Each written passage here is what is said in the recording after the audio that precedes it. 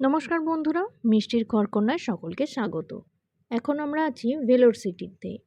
ভেলোর থেকে আজকে আমরা চলেছি আশেপাশে সাইট সিনগুলো। এগুলো লোকাল সাইট সিন, তাই এগুলো দেখার জন্য একটা অটো ভাড়া করে নিয়েছিলাম। আমাদের পড়েছিল 1000 টাকা মতন। প্রথমেই আমরা চলে গেলাম রত্নগিরি বালামুরুগান মন্দিরে। এটি ভারতের ভেলোরের রানীপেট জেলার রত্নগিরির তিরুমান্ডকুন্ডুতে অবস্থিত দেবতা মুরুগান অর্থাৎ কার্তিকের উদ্দেশ্যে নির্মিত একটি মন্দির। মন্দিরটি একেবারে পাহাড়ের উপরে অবস্থিত। প্রায় 150টি সিঁড়ি রয়েছে মন্দির অবধি যাওয়ার জন্য।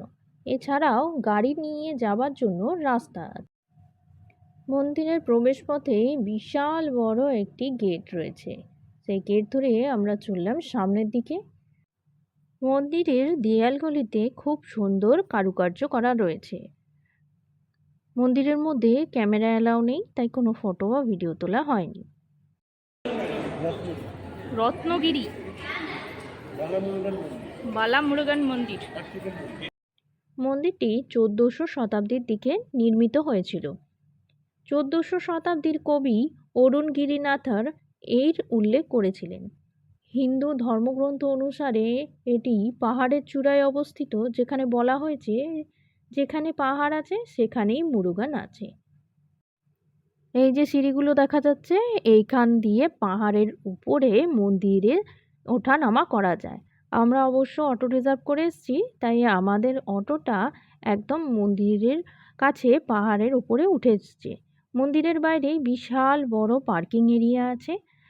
এরপরে আমরা এখান থেকে রওনা হয়ে পড়লাম আমাদের পরবর্তী গন্তব্যে। জলখণ্ডেশ্বর মন্দির, এটা আন্ডার ওই দুর্গা ফোর্ট আছে না, হ্যাঁ, ভেলোর ফোর্টের আন্ডারে। এরপরে আমরা গেলাম ভেলোর ফোর্টে। ভেলোর ফোর্টের মধ্যেই রয়েছে জলকাণ্ডেশ্বর মন্দির। জলকাণ্ডেশ্বর মন্দির দেবতা শিবকে উৎসর্গ করে হয়েছে। এটি ভারতের তামিলনাড়ু রাজ্যের ভেলোর শহরের মধ্যে ভেলোর ফোর্ট বা ভেলোর দুর্গের মধ্যে অবস্থিত। জলকাণ্ডেশ্বর মন্দিরের মধ্যে তার স্ত্রী অখিলেন্দ্রেশ্বরী আম্বার মূর্তিও রয়েছে। মন্দিরটি মিনারের উপর অসাধারণভাবে খোদাই করা প্রচুর পাথরের স্তম্ভ, কাঠের দরজা এবং আরও বহু ভাস্কর্য রয়েছে। শোনা যায় যেখানে এখন মন্দিরের গর্ভগৃহ আছে সেখানে একটি বিশাল বড় উঁচু পিঁপড়ের পাহাড় ছিল। এই পিঁপড়ের পাহাড়টি বদ্ধ জল দ্বারা বেষ্টন করা ছিল। বৃষ্টির জলের সংগ্রহের ফলস্বরূপ কোনো সময় পিঁপড়ের পাহাড়ের চারপাশে একটি শিবলিঙ্গম এই জলে স্থাপন করা হয়েছিল এবং তারপরে এটি পুজো শুরু হয়ে যায়। মন্দির দেখতে দেখতেই সন্ধে নেমে গেল। ফোর্টের বাকি অংশটুকু আর আমাদের আজকে ঘুরে দেখা হয়নি, কারণ ভেলোর ফোর্ট দেখতে গেলে বিকেল 5টার মধ্যে প্রবেশ করতে হয়। তো আমরা ঠাকুর দর্শন করে এগিয়ে চললাম সামনের দিকে।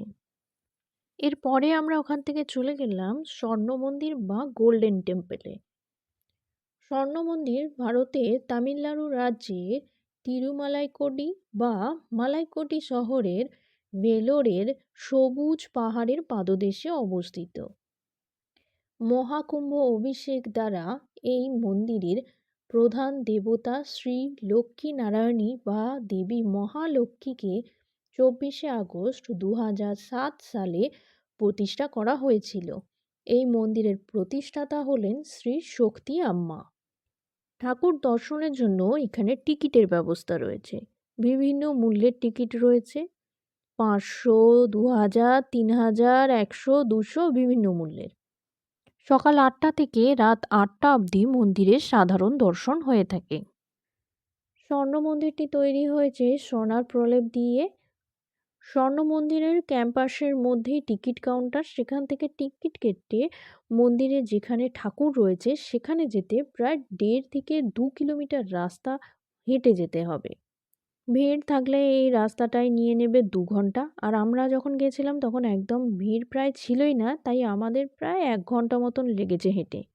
মন্দিরের ভিতরে ফোন অ্যালাউ নয়। টিকিট কাউন্টারের পাশেই মোবাইল রাখার জন্য কাউন্টার রয়েছে, সেখানে স্বল্প মূল্যে মোবাইল জমা রাখা হয়। আজকের মতন সাইট সিন শেষ করে আমরা এগিয়ে চললাম হোটেলের দিকে। পরের দিন বিকেলবেলা আমরা দুজনে মিলে রেডি হয়ে বেরিয়ে পড়লাম পায়ে হেঁটে ভেলোর ফোর্টের উদ্দেশ্যে। আমাদের যে হোটেল লোকনাথ, সেখান থেকে ভেলোর ফোর্ট হেঁটে 10 মিনিট মতন।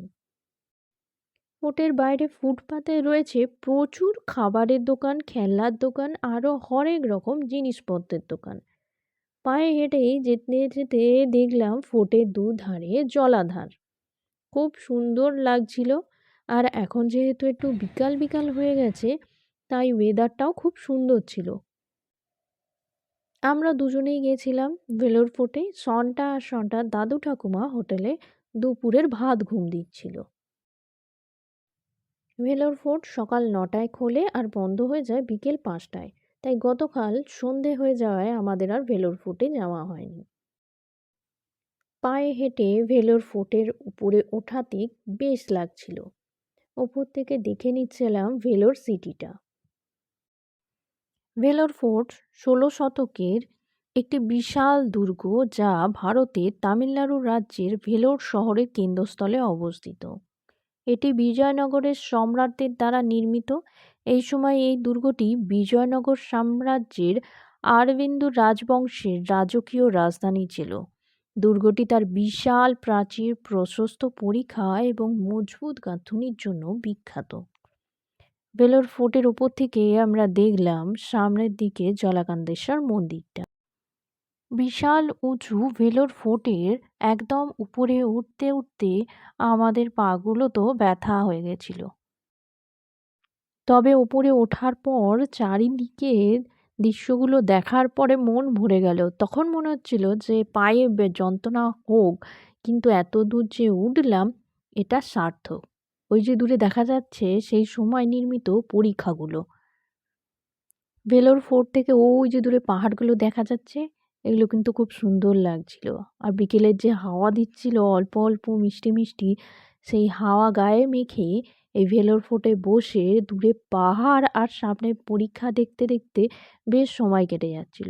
আমরা এখানে বসে প্রচুর ফটো তুলেছি। বেশ কিছুক্ষণ সময় এখানে কাটিয়ে এরপর আমরা নিচের দিকে নেমে যেতে থাকলাম। এরপরে আমরা যাব ভেলোর ফোর্টের মধ্যেই অবস্থিত মিউজিয়ামে। ভেলোর ফোর্ট থেকে নিচের দিকে নামতে নামতেই দেখলাম জলাকান্দেশ্বর মন্দির।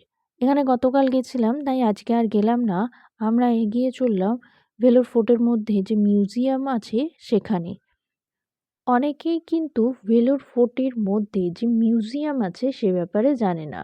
ভেলোর ফোর্ট থেকে নেমে জলাকান্দেশ্বর মন্দির যেদিকে আছে সেই দিকে না গিয়ে উল্টো দিকের আরেকটা যে রাস্তা আছে সেখান দিয়ে ধরে সামনের দিকে হেঁটে যেতে হবে।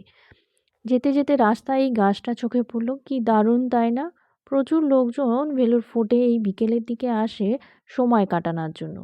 ফ্যামিলি নিয়ে তো প্রচুর লোকজন আসে, এসে এখানে গল্প করে, খাওয়া দাওয়া করে, করে সন্ধে বেলাটুকু কাটিয়ে আবার বাড়ির পথ ধরে।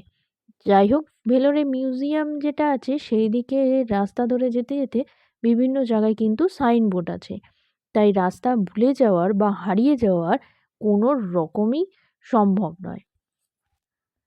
হাঁটতে হাঁটতে চলে এলাম ভেলোর ফোর্টের মধ্যে যে মিউজিয়াম আছে সেখানে। সেখানে একটা বোর্ড আছে, লেখা রয়েছে টিকিট প্রাইস। তো যেহেতু আমরা অ্যাডাল্ট দুজনেই, তাই 10 টাকা করে নিল। আর ভিতরে যেহেতু ফটোগ্রাফি এবং ভিডিওগ্রাফি দুটোই করব, তাই আরও 200 টাকা দিয়ে টিকিট করে নিলাম।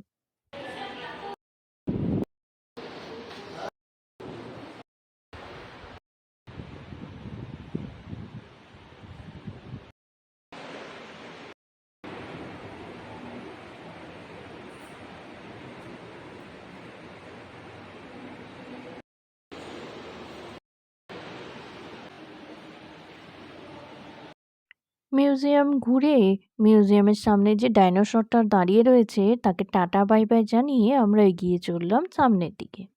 মিউজিয়াম থেকে বেরিয়ে বেশ খানিকক্ষণ সময় হাতে থাকায় আবার আমরা চলে গেলাম জলাকান্দেশ্বর মন্দিরের দিকে। বেশ ভালোই লাগছিল মন্দিরের সামনের অংশটা। আজকে মনে হয় কিছু পুজো আছে এদের, সেই জন্য এইভাবে সাজিয়েছে। আর এই যে মন্দিরের চূড়ায় বিভিন্ন ফাঁকা অংশগুলো দেখা যাচ্ছে, ছোট ছোট জানালা মতন করা। এখানে কিন্তু সূর্যের আলো দিনের বিভিন্ন সময় এক একটা স্তম্ভের মধ্যে পড়ে, তখন কিন্তু দেখতে বেশ লাগে। মন্দিরের সামনেই রয়েছে এই ছোটোখাটো হ্রদ, শেষ বিকেলের আলো পড়ে হ্রদটা দেখতে কিন্তু বেশ লাগছে। যাই হোক, আমাদের আজকের বেড়ানো এখানেই শেষ করে এবারে পা চালালাম হোটেলের দিকে।